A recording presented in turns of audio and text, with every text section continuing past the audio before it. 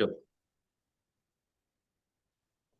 Hello and welcome. This is Dave and Dan, and we are with Acadia Action Coach Business Coaching. And this is a recording of our 6 Steps to Scale Your Business Masterclass.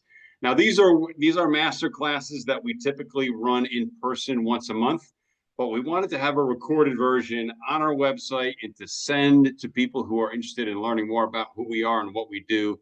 So that's why we recorded this version for you. So there are actually 3 videos to this whole masterclass. The first one, we're going to do some intros, and we're going to talk a little bit about who we are and what we do.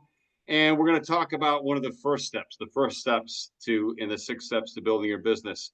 The second video is really going to be a lot about Dan. And Dan's going to talk to you about niche and about marketing and sales. And then the third video, it's going to be back to me, and I'm going to talk to you more about systems and team. And talk about those final steps to scaling your business. So if you want to watch the full thing, it's going to be 3 videos, but just for some breakpoints, we've broken it up into 3. So let's get into, first off, who we are and what we do. And so a little bit about me. So again, I'm David Olchowski. I'm the owner of Acadia Action Coach Business Coaching. A little bit about me personally. And so I'm married. I've got a son and 2 daughters. I've worked in Connecticut for my entire career. And before I did what I'm doing now, and we are now in our 5th year. So we celebrated our 4th anniversary recently. Before I did this, I worked in the Connecticut aerospace manufacturing sector for about 30 years. Started as an engineer, rose into the executive ranks, not necessarily by design, but when you're an engineer and you solve problems, you get promoted. And as long as what was on the other side of those doors that opened was attractive to me, I walked through those. And eventually I found myself in the executive ranks, and I was running businesses. And I had an opportunity and some great fun in building some great businesses, taking one from 20 million to 32, another from 40 to 70. And it wasn't about me, it was about building great teams. And so I surrounded myself with good people, coach those people into great teams, and great teams deliver great results for the business. So what fills me up personally is helping other people grow, develop, advance in their careers, in their businesses. That's what I love to do, and that's how I got into business coaching. And so again, I did that on what I thought was a better way. It was my terms and what I thought was a better way, which meant I wanted to have a life outside of business. So I was never a 60, 70-hour a week guy, workaholic. That was not me. I liked doing stuff outside of work before I had kids. And then when I had kids, I wanted to be involved in their activities, coaching their sports teams. So I had to have teams around me that could run the business so it wasn't solely reliant on me. I saw an opportunity back then, didn't know it would turn into coaching at the time, that there were business owners who weren't able to be at some of those kids' activities. And as I poked at it through curiosity, I heard those common refrains of business owners. When you own a business, when you own a business, it's 24/7, 365. You're always on. It's harder to make a buck in this economy. I can't find good people. I can't keep good people. Those common refrains. And I just tucked that away at the time because I was not a business owner. I didn't have a place to really speak to them about that until I found business coaching and realized I can help those people, one, find more time and find more prosperity in their business. So that's what my mission is right now. It's about helping businesses and business owners and their families, their employees, find more time, find more prosperity. And the path to that is through coaching. It's by helping other people be successful. It's through the relationships that we build, and it's the business community that we're a part of. And I also knew when I was starting out that I wanted to build something bigger than myself. I wanted to build a firm that could scale so we could reach a large economic geography. And so to do that, I needed somebody else to help me with a complementary skill set. And that's how I found Dan. And I'm going to let Dan tell you about himself. Thanks, Dave. And thanks everyone for coming to check out our 6 steps to scale your business today. So yeah, a little bit about me, definitely a different background than Dave. I'm not from Connecticut originally. I was born and raised on Cape Cod and started my first business down there. It was Calbro's boat cleaning. So that's where I got my business bug from. And I've just been fascinated with businesses ever since. So I went to Providence College, got my degree in business management, and started my career as a financial advisor. So coming out of school at 22, built my own book of business from scratch and have the scars to prove it, as I like to say. Did that for about 6.5 years, and then moved to work in the travel industry. So was training travel agency owners and sales, helping them to develop and execute marketing plans, and getting sent around the world for free, which is an awesome perk of the travel industry until there's a global pandemic. Then that's not a very good perk. So, as fate would have it, my brother and his wife, who are here in Connecticut, they had their first baby July of 2020. So, I got one look at her, decided I was coming here. And that's when I found Dave, or Dave found me, however you want to put it. And it was one of those conversations where within like 15 minutes of our initial conversation, we were both just like, wow, just a really great fit from complementary backgrounds and also just really aligned on our vision for the firm and our values. So it was just really clear that Dave and I shared a passion for helping people, and helping businesses, and helping the community. And that's what we're here to do. We're here to help you and to help the community thrive. So excited to have you watching in today because I know you'll get a lot out of today's session. Thank you, Dan. And so, again, you are investing your time today. So, we're going to differentiate those two things. People talk about spending time, we talk about investing your time. So, you are investing your time in watching this masterclass today. So, we are going to show you simple, fast, easy ways to one, free up your time. That is, I would say 90% of the time, the biggest constraint that any business owner or business leader has is not enough time to do things. So, we got to find a way to free up your time. We've got to build an amazing team around us because it's more than just about ourselves. We as individuals can only accomplish so many things. To really accomplish big things and build a bigger business, we've got to have an amazing team around us. And at the end of the day, how do we measure those results? It's in sales and profit, but it's really mostly about the profit because sales is vanity, profit is sanity, and cash is reality. All right. And we're going to talk about this being part one. So one thing you're going to learn about us is we always want to learn things and then we want to apply that learning. So this is part one. The video series of this masterclass is the learning. We're going to talk about how you can take action and apply that learning. And that's really part two. So a little bit about who is with us. So this isn't two guys coaching. All right. We are part of the world's #1 business coaching firm, and that is Action Coach. It has now been around for 31 years. How could it be around for 31 years? Because it's successful. We help businesses get results. Started in 1993 in Australia, New Zealand, spread in the early 2000s to the US, and now we're in 1,000 coaching offices, 80 countries around the globe. How can you work across 80 countries, all those different cultures? It's because at the end of the day, business is business and the principles apply regardless of business type. And we found a way to distill all of the learning about those businesses and teach you the shortcuts to build a great business. And that's what we're going to share with you here today. So the other big thing about joining Action Coach is we are a great supportive network. So it's not like we're franchisees who are cutthroat, competing against each other. We are mutually supportive. We share our successes with one another, and we freely share information. So for me, growing up playing sports, as Dan grew up playing sports, we like being part of a team. And this is like being part of a really big winning team. And so that vast network and support is really important to us. So when we talk about 6 steps to scaling your business, we have to define what is a successful business. So this is our definition of a successful business. It is a commercial, profitable enterprise that works without you. Now, I'm going to take you through quickly what are those 6 steps to scale your business, and then we're going to break it down into smaller pieces. The first step is about mastery. So there are certain things that you need to master in any business. And whether a business is just starting out or whether it's been around for 20 or 30 years, there oftentimes is chaos because as you get bigger and bigger, sometimes you hear businesses say, well, we got to get back to our fundamentals. We got to go back to basics. A lot of those basics are the things that are in mastery, and I'm going to dive deeper into what those are in the next couple of slides. But we've got to eliminate the chaos because there can be chaos around our time, around our money. We got to eliminate that chaos and create some stability. Once we have stability, then we can focus on niche, which is about marketing. And this is the second video that Dan's going to talk about. And And when we're building our niche, it's all about building predictable cash flow, because a lot of businesses go through these cash flow peaks and valleys where they market and they acquire clients, and then they serve those clients, and they haven't been marketing, and then they go and they're busy having to be busy marketing again. So how do you get out of that cycle of these cash flow peaks and valleys? We do that by focusing on our niche.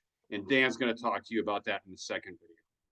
In the third video, I'm going to talk more about leverage. All right. And this is really about systems. So once we've generated some good cash flow, we've got to start. Now we can start to wring efficiency out of our business.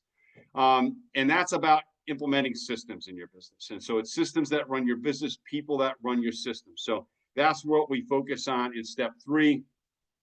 When we're more efficient and we get our time back, now we think about building the business and really starting to take those first steps in scaling. And it's got to be about more than ourselves. We have to have a structure, a framework to grow the business. And that's really about building a great team.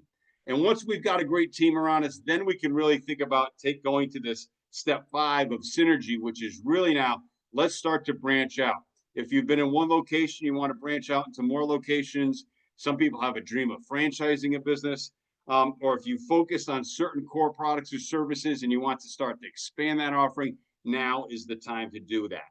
You've got a well-oiled machine that you could start to replicate in different places. And then at the end, once we've built this business, and when we talk about building a business, so I'm going to differentiate those two things as well.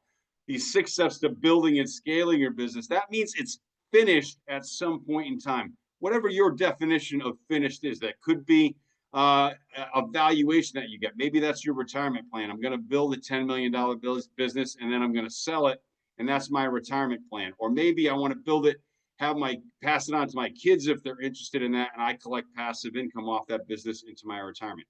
Whatever your desire is, we can build a business to that point, and that's where we've really got freedom and results. And that's the 6 steps that we go to get there. That's the 6 steps to scaling your business. So now let's dive into that first step, the mastery piece. And this is about going from chaos to control. So back to our definition, this is just that I've got a viable commercial enterprise. So at the core, do I have a product or service that people will pay money for? It's that simple test. A lot of people start a business because they think I can do this thing or I can make this thing. But at the end of the day, if that product or service doesn't solve a problem for somebody, it's probably not a viable commercial business. So if somebody came to me and said, Dave, I live here in Granby, Connecticut. Hey, there's no milkshake shack. That business closed down a few years ago. I want to open up a milkshake stand. I think people would love that. And I run the numbers, and the business model says I need to charge $40 a milkshake. Now, inflation has come back over the last 5 years, but it hasn't come back to that extent. There are people who can do that for maybe $5, $10 a piece, but not $40. So I would say no, people can solve that problem for less money. So that's not a viable commercial business. But if you do pass the simple test of I've got a product or service people will pay money for, you've got a viable commercial enterprise. And then we can focus on mastering certain things. There are 4 areas that we need to master. All right. The first is about destination. And this very simply is about having goals. So when you're starting a business, back to Stephen Covey's 7 Habits, if you've read that book, all right, it's begin with the end in mind. So what is it that you're trying to build? If you don't have a destination, you can't chart a course there. You're like a ship without a rudder. You're at the mercy of the economic winds and tides to just take you to wherever. So you've got to decide, and only you can decide where you want to go with your business. So that's the first thing. Have goals in mind about what you're trying to achieve long term. All right. Once we know where we're headed, then we can focus on delivery mastery. In a very simple test, later on in the third video, I'm going to talk about customer delight. But at just customer satisfaction is delivery mastery. And that is just being on time and on quality to our customers or clients' expectations. If you can't be on time and on quality, don't spend money on marketing, because you'll attract new clients and customers. You'll disappoint them in your poor delivery, and then they will go elsewhere, and you will continue to spend money to try to attract new people. So we got to just the delivery basics: on time, on quality, simple test. Have systems to do that repeatedly. Third area, I highlight this in red because it's really important. It's money mastery. And so many people don't understand how their business performs financially. Either they're not doing books, somebody else is doing their books, but they're not looking at financial statements. Maybe they weren't good in math, or they were told they weren't good in math, or they look at a financial statement. No one ever taught them how to look at it and read it and interpret it. So they just abdicate that responsibility to somebody else. But at the end of the day, money mastery means I know how I make my money and I know what I need to change about my business so I can make more money. All right. That is money mastery. We teach you that. Third area, it's in red because it's important, and I'm also going to dive into it deeper. It's time mastery. So again, that's kind of the first nut we need to crack when we work with anybody, is how to master your time. We can't manage time. We can only manage ourselves. So we've got to master that first. That's why we talk about time mastery. So in time mastery, there's three areas. The first is self mastery, and that is just making sure that you, as the owner, are focused on the most important activities that only you as the owner can do, doing owner's work. So to do that, we make sure we value your time. Is your time worth $100 an hour, $200, $400 an hour? Whatever it may be, we've got to set that rate, and then we compare everything that you're doing to that rate. So if your time is worth $100 an hour, and you're doing work that you could pay somebody $15 an hour of work to do, we need to get that off your plate. And that's really about making sure you're focused on the most important stuff that you and only you can do. And then it's, again, how making sure you're focused on the most important things. It's going back to your destination mastery. What are your goals? Making sure that everything that you are doing is tied to those goals, and that you're doing owner's work in the process of that. Second area of time mastery is planning mastery. So that is all time horizons of planning. So from what I'm going to do today, tomorrow, this week, this month, this quarter, to where I'm going to be 10 years from now. So we've got to plan all of those time horizons. And some people are really good at the long term, the 10-year strategic planning, but then they have a really difficult time taking it down to what does that mean I need to do today. And some people are really good at what I'm going to do today. They've got their punch list of everything that's got to get done today, but they don't have a way to tie that to long-term goals. And so we've got to be able to plan in that all of those time horizons effectively, because there is a solid line between what you do today and tomorrow and where you will be 10 years from now. So that the old saying, a journey of 1,000 miles begins with the first step. Well, that's what it is. It's always think about where do you want to be on that 1,000-mile journey, and what's the first step you're going to take. And there's a solid line between all of those. Third area of time mastery is delegation mastery. So if there's work that you're doing when you're saying, and again, this is where a lot of business owners stop themselves from growing, because they think, I'm already too busy. I don't want to work more. And so I don't want to grow because I'll have to work more. So that's really the self-mastery piece. They're working too many hours. So if we're going to have you work less hours, we have to take things off your plate. So that is one, understanding your time value. So things that aren't worth your time value, we identify those for delegation. The other piece of that is you have to systematize what you do so that when you do delegate it, whoever else is doing it is getting the same results as though you were doing it. That is really effective delegation. A lot of times it's also about giving up control, because many of us believe that nobody can do this as good as I can. And so we've got to give up control of that. So let's find out what is not worth your time. Let's systematize it so that somebody else can do it just as well as you. And then let's get it off your plate. So those are the three areas of time mastery. And then I'm going to introduce you to our time target. So I mentioned Stephen Covey before. If you've ever read Stephen Covey's 7 Habits of Highly Effective People, he had his 4 quadrants of time. So an axis of urgency, an axis of importance. This is our time target, which is analogous. So what's on the outside in the white zone that's off target, not even on our target, is the stuff that's not urgent and not important. And if you see in red there below, that's what we call distraction. We're all going to have some of that. We can't free ourselves of all distractions, but But what does distract us? Things like our phone, email, alerts that pop up. Oh, I just got a notification. And so those things distract us. And so we got to eliminate or at least minimize those distractions. Some of it's going to happen. But again, it's not urgent. It's not important. It's distraction. We've got to limit it. And we've got strategies that we teach you to limit those things. But that's the distraction piece. Now we're on the blue zone of the target, which is the urgent but not important work, and it's what we call delusion. So what could be urgent and not important? It could be some phone calls, some emails that are not important, and it's somebody else's sense of urgency. So just because your phone rings doesn't mean you need to answer it right now. A lot of people have that belief that if I don't pick up my phone, I may miss a great deal. But if you set expectations of this is when you return phone calls, people won't be disappointed if you don't pick up the phone immediately. So again, some emails can be that way. You don't need to respond to this right now.